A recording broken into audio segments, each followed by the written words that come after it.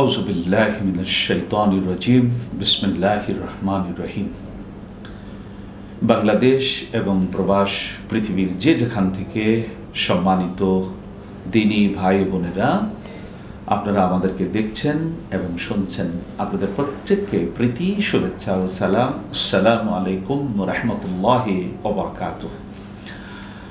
সম্মানিত দর্শক শ্রোতা, মদিনার আলো হাফিজিয়া মাদ্রাসা ও এতিমখানার সৌজন্যে ঐশী বাংলা টেলিভিশন নিবেদিত পবিত্র মাহে রমজান উপলক্ষে আমাদের আজকের বিশেষ আয়োজন এসো আল্লাহর পথে।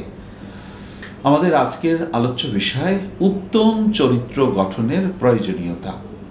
গুরুত্বপূর্ণ এই বিষয়ে কথা বলবার জন্যে বাংলাদেশের প্রখ্যাত দুইজন আলেমে দ্বীন এই মুহূর্তে ঐশী বাংলা টেলিভিশনের স্টুডিওতে তারা উপস্থিত হয়েছেন। সুধী দর্শক শ্রোতা, শুরুতেই তাদের সাথে আপনাদেরকে পরিচয় করিয়ে দেব। আমার সাথে প্রথমেই যিনি রয়েছেন তিনি হচ্ছেন বাংলাদেশের প্রখ্যাত একজন আলেমে দ্বীন, মিডিয়া ব্যক্তিত্ব, মালয়েশিয়া দারুল ইসান জামে মসজিদের সাবেক খতিব আলহাজ মাওলানা মঞ্জুরুল ইসলাম আল হুসাইনি সাহেব। আসসালামু আলাইকুম ওয়া রাহমাতুল্লাহি ওয়া বারাকাতুহু। এরপরে আমার সাথে যিনি রয়েছেন দেশের প্রখ্যাত আলেমে দ্বীন, মদিনার আলো হাফিজিয়া মাদ্রাসা ও এতিমখানার আল মুদির প্রধান শিক্ষক মাওলানা HM শফিকুল ইসলাম নেসারি। আসসালামু আলাইকুম ওয়া রাহমাতুল্লাহি ওয়া বারাকাতুহু। সুধী দর্শক শ্রোতা, চরিত্র মানব জীবনের পরিশীলিত যে আচরণ, যেই চরিত্রের পূর্ণতা বিধানের জন্য কুল কায়নাতের রহমত, যাকে সৃষ্টি করা না হলে মহাবিশ্বের কোনো কিছুই সৃষ্টি করা হতো না, সেই দোজাহানের বাদশাহ আমাদের প্যারা রসুল আকরাম হজরতে মুহাম্মদ মুস্তফা আহমদ মুস্তফা সাল্লাল্লাহু আলাইহি ওয়াসাল্লাম এই জগতের বুকে তশরিফ নিয়েছিলেন উত্তম চরিত্রের পূর্ণতা বিধানের জন্য। রসুল আকরাম সাল্লাল্লাহু আলাইহি ওয়াসাল্লাম পাক জবানে ফরমান, বুইস্তু লিউতাম্মিমা মাকারিমাল আখলাক আও কামা ক্বালা আলাইহিস সালাতু ওয়াস সালাম। আল্লাহ রাসূল সাল্লাল্লাহু আলাইহি ওয়াসাল্লাম বলেছেন, আমি উত্তম চরিত্রের পূর্ণতা বিধানের জন্য এই জগতের বুকে প্রেরিত হয়েছি।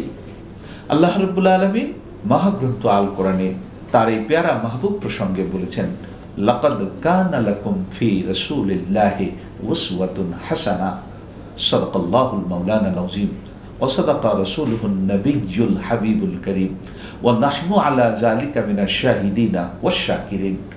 সুধী দর্শক শ্রোতা, আল্লাহ রাব্বুল আলামিন বলছেন, মানব জাতির জন্য উত্তম আদর্শ রয়েছে তোমাদের রাসূল হযরত মুহাম্মদ সাল্লাল্লাহু আলাইহি সাল্লামের সুন্দরতম জীবনে।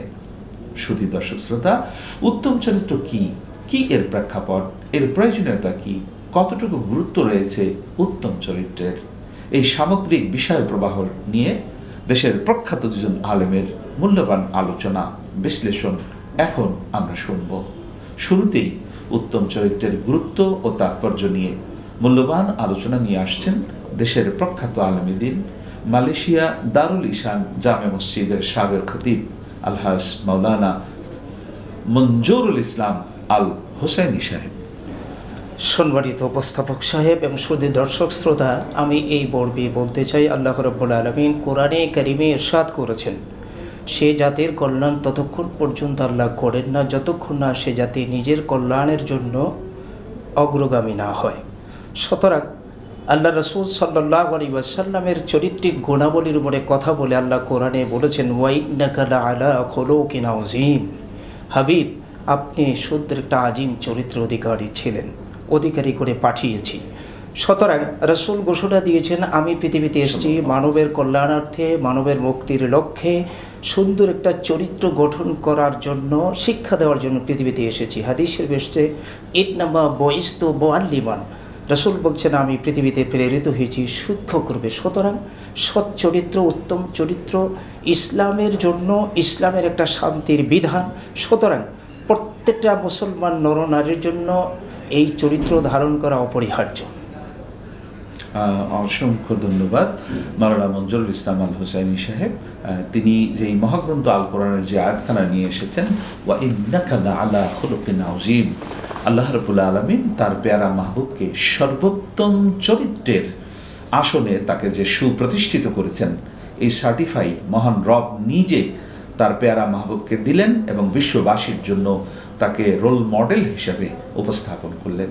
শুধু দর্শক শ্রোতা, আপনারা রয়েছেন মদিনার আলো হাফিজিয়া মাদ্রাসা ও এতিমখানা নিবেদিত ঐশী বাংলা টেলিভিশন প্রযোজিত পবিত্র মাহে রমজান উপলক্ষে এসো আল্লাহর পথে অনুষ্ঠানের আজকের এই গুরুত্বপূর্ণ পর্ব, উত্তম চরিত্র গঠনের প্রয়োজনীয়তা।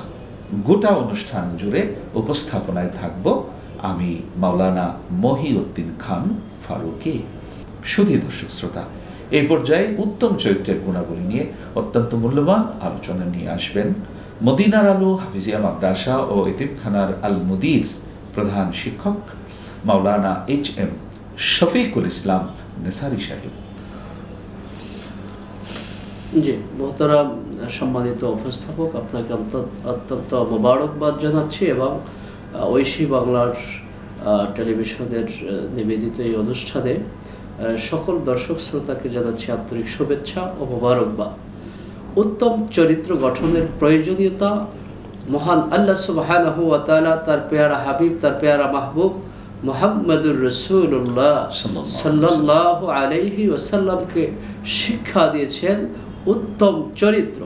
পৃথিবীর সর্বোত্তম চরিত্রের অধিকারী করে, পৃথিবীর সর্বোত্তম চরিত্রের চরিত্রবান করে, পৃথিবীর সর্বোত্তম মহা চরিত্রের অধিকারী করে মহান আল্লাহ সুবহানাহু ওয়া তাআলা তার পেয়ারা হাবিব, তার পেয়ারা মাহবুব মুহাম্মদুর রাসূলুল্লাহ সাল্লাল্লাহু আলাইহি ওয়াসাল্লামকে এই দুনিয়ার জমিনে পাঠিয়েছেন এবং রাসূল কারীম সাল্লাল্লাহু আলাইহি ওয়াসাল্লাম নিজে বলেছেন, বুইস্তু মুআল্লিমান, আল্লাহ সুবহানাহু ওয়া তাআলার কাছ থেকে তিনি শিক্ষক হিসাবে মানব জাতির জন্য, গোটা মানব জাতির শিক্ষক রূপে প্রেরিত হয়েছেন। সেই শিক্ষাদানের ক্ষেত্রে একজন মানুষের সর্বপ্রথম যে বিষয়টা, গুণটা দরকার, আর সেটা হচ্ছে উত্তম চরিত্র, উসওয়ায়ে হাসানা। আল্লাহ সুবহানাহু ওয়া তাআলা তার পেয়ারা হাবিবের মাধ্যমে গোটা পৃথিবীর মানুষকে উত্তম চরিত্র এবং উত্তম আদর্শ শিক্ষা গ্রহণের মতো বিষয়গুলো তার হাবিবকে দিয়ে শিক্ষা দিয়েছেন। প্রিয় নবী রাসূল আরবি সাল্লাল্লাহু আলাইহি ওয়াসাল্লাম বলেছেন, মানুষের মধ্যে, তোমাদের মধ্যে ওই ব্যক্তি সর্বোত্তম যে ব্যক্তি তোমাদের মধ্যে সর্বোত্তম চরিত্রবান, যে ব্যক্তি তোমাদের মাঝে উত্তম চরিত্রের অধিকারী, ওই ব্যক্তি হচ্ছে সর্বোত্তম। এবং এই চরিত্র গঠনের মাধ্যমেই একজন মানুষ তার সফলতার পূর্ণ শিখরে আরোহণ করতে পারে, একজন মানুষ তার সফলতার সর্বোচ্চ শিখরে পৌঁছাতে পারে। আল্লাহর হাবিব যেখানে বলেছেন, তোমাদের মাঝে ওই ব্যক্তি সর্বোত্তম যার চরিত্র সর্বোত্তম। এজন্য চরিত্র, উত্তম চরিত্রের বিকল্প কিছুই নেই। একজন মানুষের জীবনে তার উত্তম চরিত্রের অধিকারী হওয়া অত্যন্ত গুরুত্বপূর্ণ এবং অত্যন্ত জরুরি দরকার। একটু মাওলানা শফিকুল ইসলাম নেসারি সাহেব, আমরা আপনার কাছে জানতে চাইব যে উত্তম চরিত্র যে আমাদের দরকার, এটা কিন্তু আমরা সবাই জানি, কিন্তু উত্তম চরিত্রটা কি? একজন মানুষের জন্ম থেকে মৃত্যু পর্যন্ত, মানে সকালে সে ঘুম থেকে জাগ্রত হওয়ার পর থেকে নিয়ে আবার বিছানায় যাওয়া পর্যন্ত সারাদিন কোন কাজগুলো করলে এটি উত্তম চরিত্র রূপে বিবেচিত হবে আর কোন কাজগুলো করলে নিকৃষ্ট চরিত্র বলে গণ্য হবে, এই বিষয়টি যদি আমাদের দর্শক শ্রোতাদেরকে একটু পরিষ্কার করেন। যে মুহতারাম, আপনি যথার্থ বলেছেন। একজন মানুষ, একজন মুমিন, একজন মুসলমান, সে তার জীবনের শুরু থেকে, অর্থাৎ সে প্রাপ্ত হওয়ার পর থেকে যখন সে বোঝে আমাকে উত্তম চরিত্রবান হতে হবে, তখন থেকে তার একেবারে দিনের শুরু থেকে, অর্থাৎ সে যখন বেড থেকে সে উঠবে তখন থেকে শুরু করে রাত্রি যাপন পর্যন্ত, আবার বেডে সে চলে যাবে, ঘুমোতে যাবে, টোটাল দিনটা তার দ্বারা, তার চরিত্রের মাধ্যমে যে রসুল যে শিক্ষা দিয়েছেন, যে আদর্শ শিক্ষা দিয়েছেন, সেই আদর্শটা তার দ্বারা প্রস্ফুটিত হচ্ছে কিনা, এবং তার সেই রসুলের যে শিক্ষা, যে সে মিথ্যা কথা বলতে পারবে না, সে অন্যের উপর জুলুম করতে পারবে না, এটা রসুলের আদর্শের সাথে যায় না। কেননা রসুল করিম সাল্লাল্লাহু আলাইহি ওয়াসাল্লামের চরিত্র ছিল, কেউ যদি রসুলকে কষ্ট দিতেন, আল্লাহর হাবিব পেয়ারা নবী মুহাম্মদ রাসূলুল্লাহ সাল্লাল্লাহু আলাইহি ওয়াসাল্লাম তাকে তার উত্তম চরিত্রের গুণ দিয়ে তাকে ক্ষমা করে দিতেন, এবং রসুল অন্যায়ভাবে কারো উপর জুলুম করতেন না। এটা উত্তম চরিত্রের একটা গুণ। রসুল অন্যায়ভাবে কাউকে গালি দিতেন না, রসুল অন্যায়ভাবে কারো মাল ভক্ষণ করতেন না, রসুল অন্যায়ভাবে কারো সম্পদকে গ্রহণ করতেন না। এই সবগুলোই উত্তম চরিত্রের মধ্যে পড়ে, এবং এই বিষয়গুলো আমাদের অনেক ধন্যবাদ আপনাকে মাওলানা শফিকুল ইসলাম নেসারি। আপনি উত্তম চরিত্র নিয়ে কথা বলছিলেন। সুধী দর্শক শ্রোতা, আপনারা রয়েছেন মদিনার আলো হাফিজিয়া মাদ্রাসা ও এতিমখানা নিবেদিত ঐশী বাংলা টেলিভিশন প্রযোজিত পবিত্র মাহে রমজানের বিশেষ অনুষ্ঠান এসো আল্লাহর পথে। এই মুহূর্তে আমরা রয়েছি উত্তম চরিত্র গঠনের প্রয়োজনীয়তা শীর্ষক আলোচনা অনুষ্ঠানে। সুধী দর্শক শ্রোতা, আমরা যাব মাওলানা মঞ্জুরুল ইসলাম আল হোসেন সাহেবের কাছে, এবং তার কাছে আমরা জানতে চাইব যে উত্তম চরিত্রের ক্ষেত্রে একজন মুমিন যখন উত্তম চরিত্রবান হয় তখন তার বাস্তবতাটা কীরকম হয়। এই বিষয়টি আপনি একটু দর্শক শ্রোতাদের সামনে একটু পরিষ্কার করবেন যে একজন মুমিনের জন্য উত্তম চরিত্র কেমন হওয়া উচিত। মোহতারাম হাজিরিন, যথার্থ বলেছেন।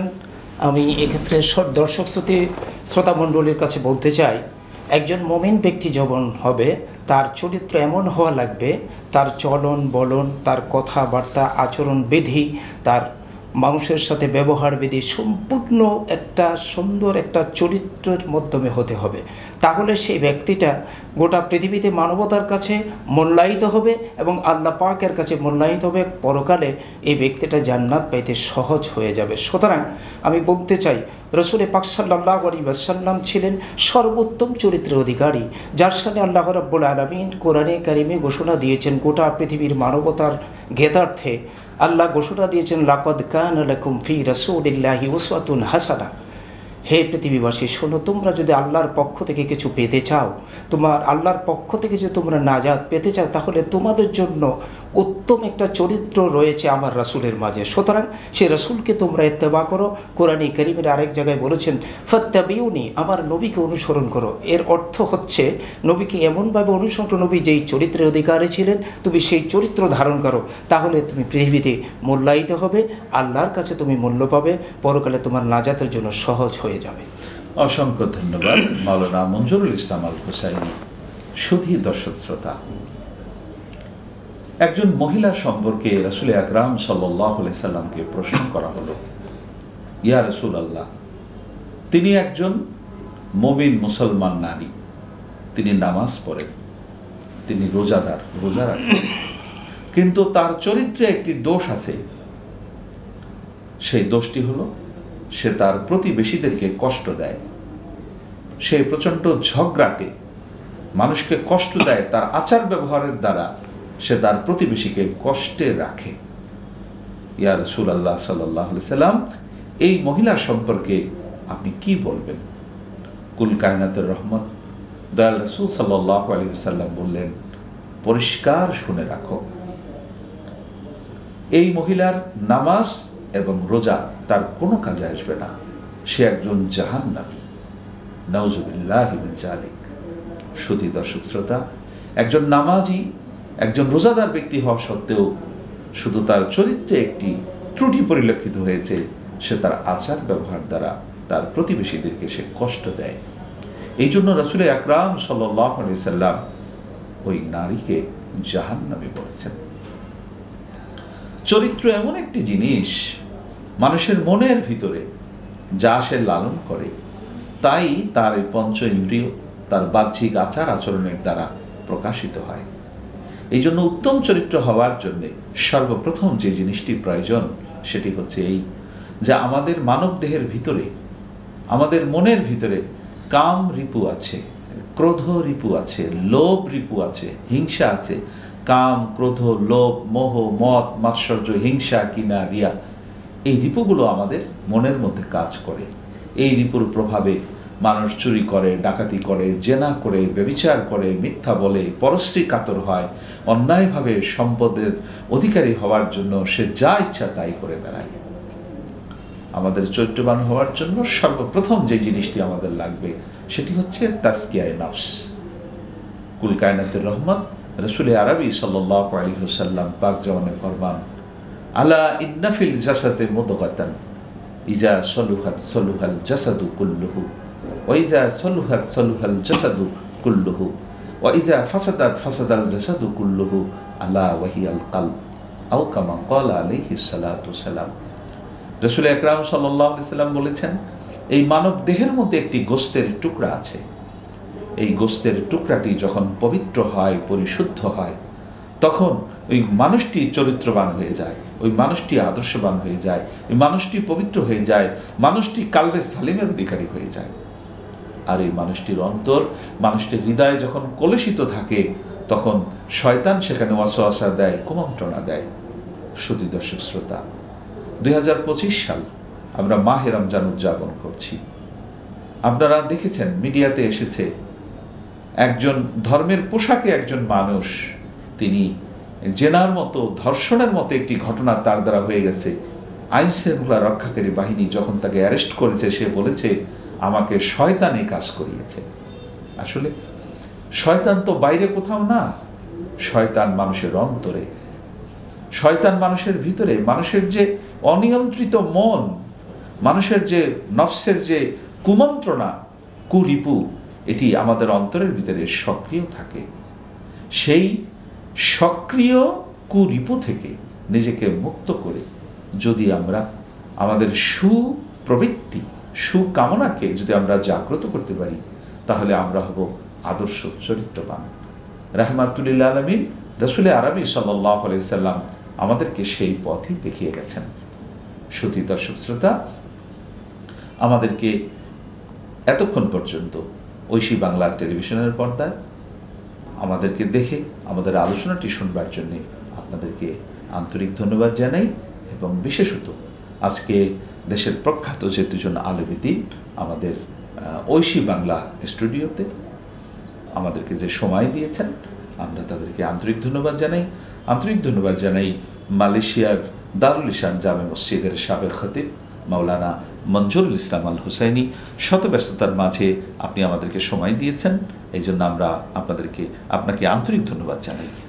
সম্মানিত উপস্থাপক সাহেব, আমিও আন্তরিক ধন্যবাদ জানাচ্ছি আমাদের জন্য আপনি এই সময়টুকু করে দেওয়ার জন্য, এবং গোটা বিশ্বের মানবতার কল্যাণার্থে রাসূল পাকের যে উত্তম চরিত্রের বিধান পৃথিবীতে রেখে গিয়েছেন, সেটার উপরে আলোকপাত করার জন্য যে সুযোগটুকু আমাদের করে দিয়েছেন, এবং ঐশী বাংলা টেলিভিশন এবং ফাল্গুনী টেলিভিশনকেও আমরা ধন্যবাদ জানাচ্ছি আমাদেরকে এই সময়টুকু করে দেওয়ার জন্য।